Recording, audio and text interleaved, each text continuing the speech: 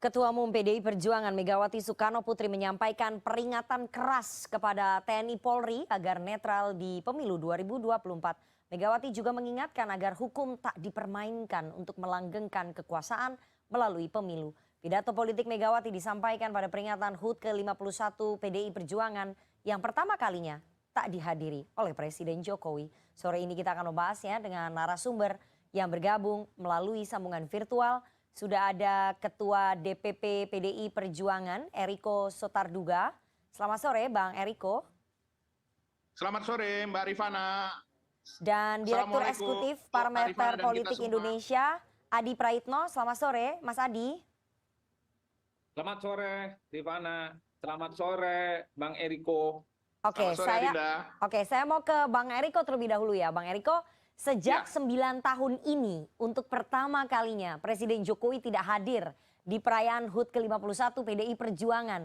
Apakah ini memang sudah semakin menegaskan bahwa ya sudah selesai hubungan Presiden Jokowi dengan partai pengusungnya selama 7 kali ini PDI Perjuangan?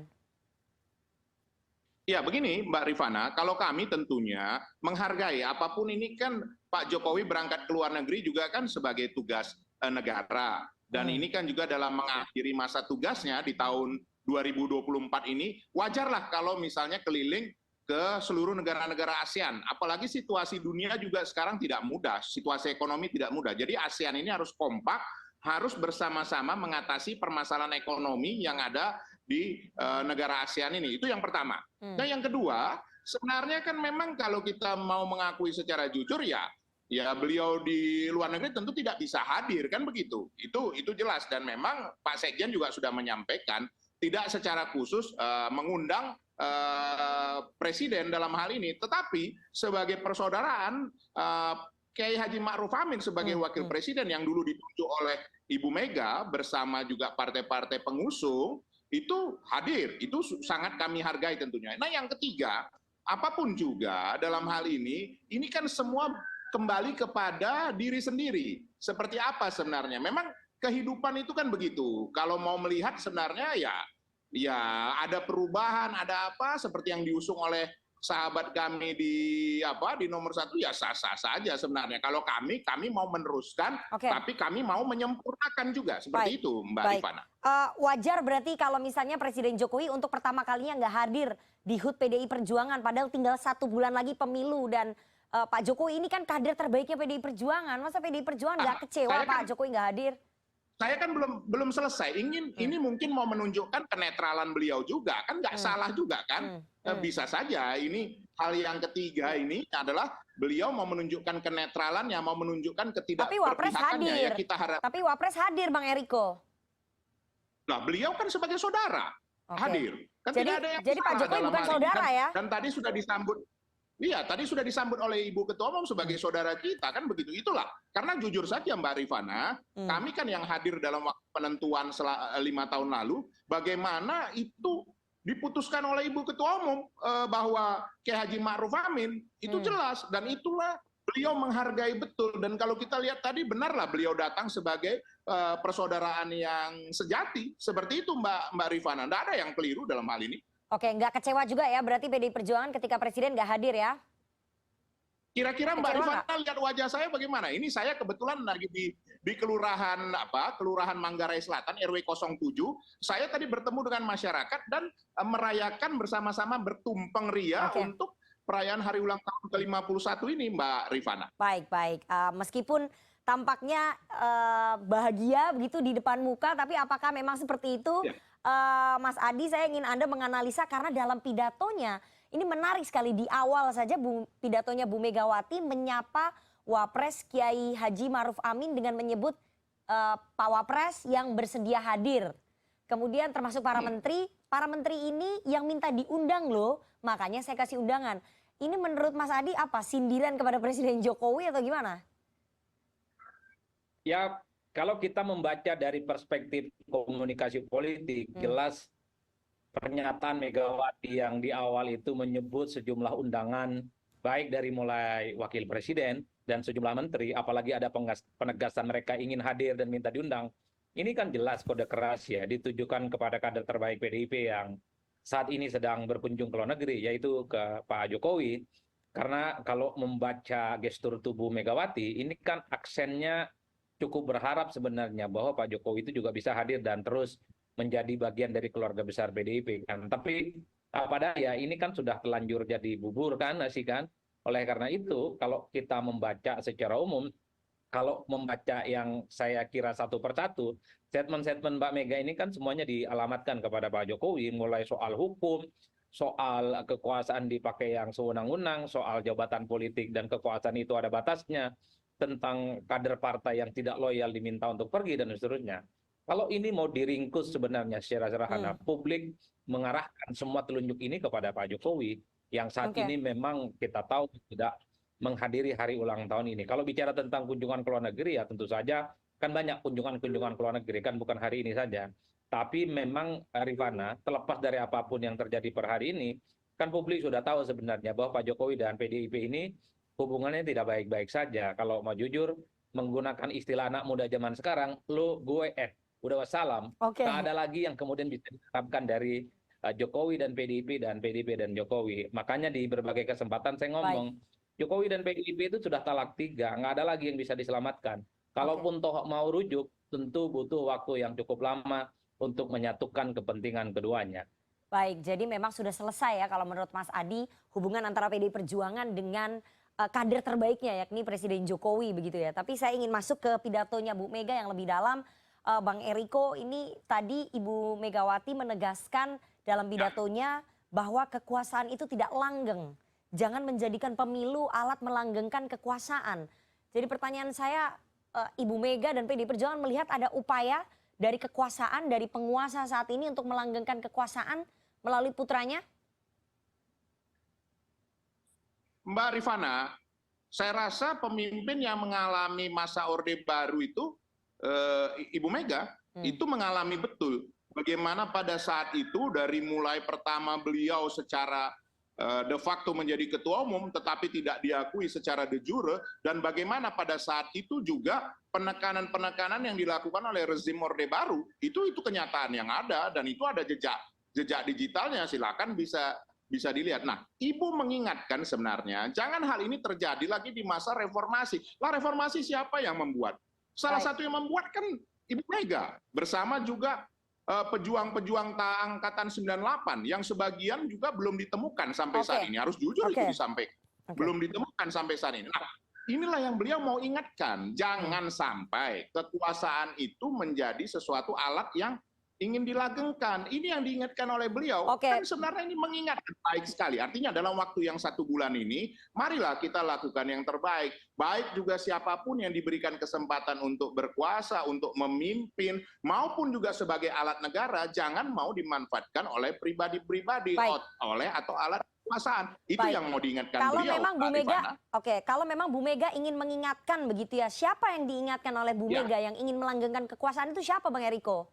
Apakah tanda-tandanya memang sudah ada orang yang ingin melanggengkan kekuasaan itu? Tadi beliau sampaikan bagaimana beliau memisahkan Polri dari TNI. Itu beliau pada zaman beliau mengingatkan. Begitu juga beliau mengingatkan TNI untuk tidak dipakai sebagai alat untuk hal-hal yang tidak baik. Tetapi kan yang melakukan itu kan oknum-oknum.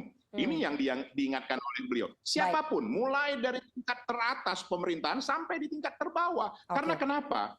Nanti rakyat akan melihat. Nah, ini semua kan akan berlalu. Sebentar lagi pemilu. Sudah ditemukan nanti pemimpin yang akan terjadi. Kalau misalnya satu putaran selesai, seperti yang diharapkan oleh Ibu Ketua Umum. Kalau nanti 2 putaran, ada beberapa waktu lagi. Nah, ini semua akan berakhir, Mbak Rifana. Dan jejak digital itu tidak bisa dihapus. Dan nanti akan dilihat siapa yang sebenarnya bertanggung jawab dalam hal ini. Itulah yang dikatakan, jangan kita merasa kekuasaan itu berlangsung selama-lamanya. Tidak ada, Mbak.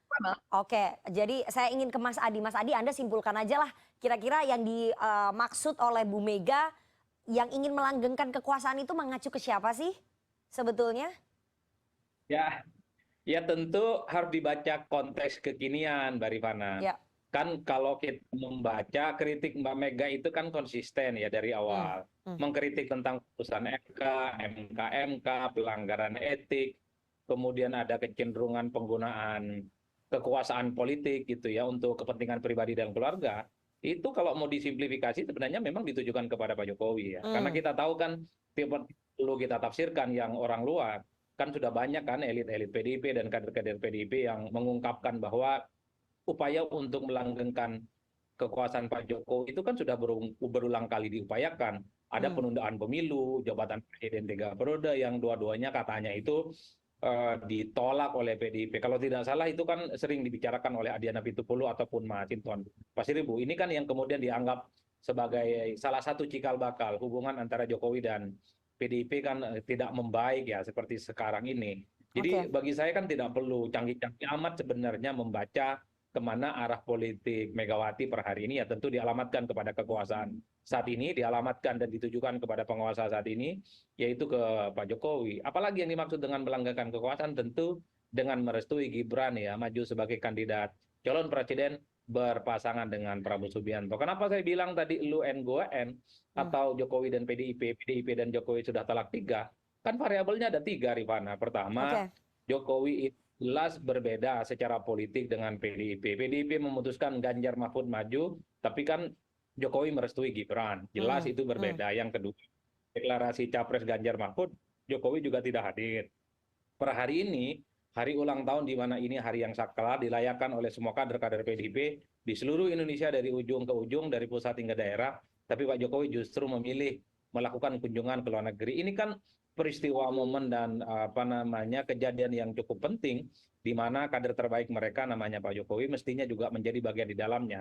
Jadi sekalipun istilah talak 3 itu tidak pernah diucapkan, tapi secara de facto, secara faktual, saya kira memang antara Jokowi dan PDIP, PDIP dan Jokowi sudah tak lagi bisa diharapkan kebersamaannya, terutama untuk Pres 2024. Baik, jadi memang apa yang disampaikan oleh Ibu Mega itu mengacu kepada pencalonan putranya Pak Jokowi, Gibran Rakabuming Raka, dan soal pelanggengan kekuasaan itu memang ya ditujukan peringatan kepada Presiden Jokowi begitu ya, Mas Adi, kalau bisa saya kan simpulkan. beberapa waktu yang lalu kan juga bilang bahwa ya kekuasaan itu jangan hanya di direct untuk kepentingan pribadi dan keluarga. Siapa lagi yang mau dikritik? Karena di antara capres ini kan tidak ada yang melanggengkan untuk kepentingan pribadi dan keluarga, Rifana. Bang Eriko tentu ngomongnya normatif, biar kita yang menerjemahkan dari jauh. Baik, Bang Eriko, ini menarik juga ya bahwa Ibu Megawati kemudian menceritakan filosofi akar rumput melawan rezim otoriter.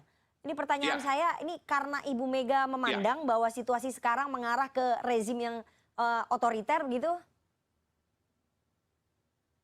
Begini, tadi kan sudah disampaikan oleh adinda saya, Adi Pray, bahwa memang tanda-tanda itu kan banyak terlihat saat ini, ya, termasuk Mbak Rifana sendiri merasakan bagaimana pada waktu juga berbicara dengan pihak-pihak lain itu terlihat. Cobalah bayangkan, dikatakan bahwa semua ini seperti satu putaran, selesai. Dari mana dasarnya? Bagaimana mengkondisikan dari mulai lembaga survei. Tapi kan Bu Mega tadi juga mengatakan menang satu putaran, Bang. Mbak Rifana, loh makanya kita menjawab juga, apa kita tidak mungkin satu putaran? Bisa, siapa bilang tidak bisa? Mbak Rifana, ingat nggak waktu terakhir saya bersama Mbak Rifana? Saya sampaikan, ini nanti di awal Januari akan ada survei, sudah di angka mendekati 50 atau bahkan 50, sudah terjadi. Ya kan? Nanti jadi kaitannya dengan rezim otoriter ini gimana? Mendekati 60. Bagaimana? Kaitannya dengan rezim otoriter dan filosofi akar rumput tadi, apakah memang... Nah sekarang saya tanya sendiri kepada Mbak Rifana, kita rasakan nggak itu? Kita melihat sendiri bagaimana semua. Sekarang pada saat misalnya Mas Ganjar mau turun, itu disampaikan Mas Ganjar sendiri. Bagaimana spanduk, baliho, dan lain-lain. Nah untuk apa? Ini kan sebenarnya adalah persaingan kompetisi mencari pemimpin yang paling sedikit kekurangannya, bukan mencari pemimpin yang sempurna, tidak ada yang sempurna. Kok biasa-biasa saja? Nah itu yang mau diingatkan oleh Ibu Ketua Umum, jangan lakukan itu. Karena kenapa? Kekuasaan pasti berakhir. Dan sekarang begini, saya mau mengingatkan juga, apakah nanti yang berkuasa tidak akan melakukan hal seperti itu lagi nanti? Ini akan terulang lagi. Karena kenapa? Karena ini sudah dilakukan. Nah, kalau dilakukan ini, nanti akan datang akan menjadi patron. Itu yang Ibu Mega ingatkan. Jangan lagi sampai terjadi hal-hal seperti ini. Kita sudah mengalami Orde Baru. Dan Oke. pada tahun 98 bagaimana kita setback. Nah, terserah rakyat yang memilih, rakyatlah yang menjadi panglima. Nah, itu diingatkan Ibu Ketua Umum bahwa akar rumput, bahwa rakyatlah yang menentukan, bahwa rakyatku adalah tuanku. Itu yang disampaikan juga oleh Baik. Mas Ganjar, Baik, mengingatkan Bang Eriko. semua bahwa Oke. masih banyak ketidaksempurnaan pada saat ini. Begitu Mbak Rifana. Oke, jadi Bu Mega juga merasakan bahwa rezim saat ini memang rezimnya Pak Jokowi ini menuju ke otoriter, begitu? Nah, itu Mbak Rifana kan sudah menyimpulkan sendiri. Oke, itu tadi kan dari summary, makanya saya tanya nih penegasan. Bu Politisi ini Mega. kalau ditanya Nah. nggak langsung dijawab Loh, soalnya. kan saya menyampaikan bahwa pidato dari beliau itu mengingatkan semua dan Oke. Mbak Rifana tadi sudah menyimpulkan bahwa Baik. Bu Mega merasakan ya kalau Mbak Rifana saja sudah menyampaikan ya sah-sah saja, namanya juga ini kan perasaan masing-masing. Memang Mbak Rifana, Oke, suatu oke. ini Ya, tidak bisa dibuktikan. Tapi oke. nanti lihat, waktunya kan ada, semua akan terbukti. Baik, baik, Mas Adi, bahwa Bu Mega menyatakan soal filosofi akar rumput melawan rezim otoriter ini apa nih? Penyemangat kepada kader partainya menghadapi rezimnya Pak Jokowi atau bagaimana? Ya tentu ini memberikan semangat ya dan sekaligus untuk menginjeksi nilai-nilai perjuangan bagi kader-kader PDIP untuk terus memantapkan langkah politik mereka menang pilpres dan menang pileg. Jadi filosofi akar rumput itu sebenarnya kalau akar itu di apapun dia akan tumbuh lagi, dibasmi, dibunuh, dicaci maki, dihantam oleh kekuasaan. Kan itu yang disampaikan oleh Mbak Mega. Tapi dia akan tetap tumbuh sekecil apapun pertumbuhan-pertumbuhan itu. Jadi ini adalah semacam stimulus sebenarnya. Kalaupun toh per hari ini itu PDIP misalnya merasa didolimi, merasa didiskreditkan, merasa diperlakukan secara otoriter, ditindas oleh kekuasaan politik gitu ya dengan sejumlah peristiwa-peristiwa politik, tapi ingat bahwa akar-akar rumput yang dimiliki oleh PDIP yang terkonsolidasi cukup baik, memiliki basis massa yang cukup baik, tidak akan pernah surut dan tidak akan pernah mati, dan justru ini akan tumbuh di segala juru untuk memenangkan pertarungan. Ini kan retorika Mbak Megawati yang seringkali memang kita dengar ya dari jauh, di mana memang untuk memberikan satu suntikan semangat, untuk menegaskan kepada kader-kader PDIP, jadi sekeras apapun lawan politik di depannya, bahkan termasuk Orde Baru, jangan pernah surut mundur ke belakang, karena PDIP itu memiliki akar politik yang cukup kuat, yaitu dengan cara bertemu langsung dengan masyarakat, mengonsolidasi kekuatan-kekuatan rakyat, live in dan stay bersama rakyat.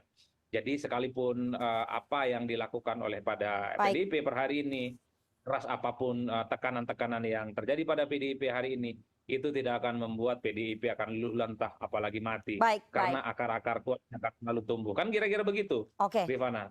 Tentu tujuan pidato ini dialamatkan kepada kekuasaan saat ini, bukan kepada yang lainnya.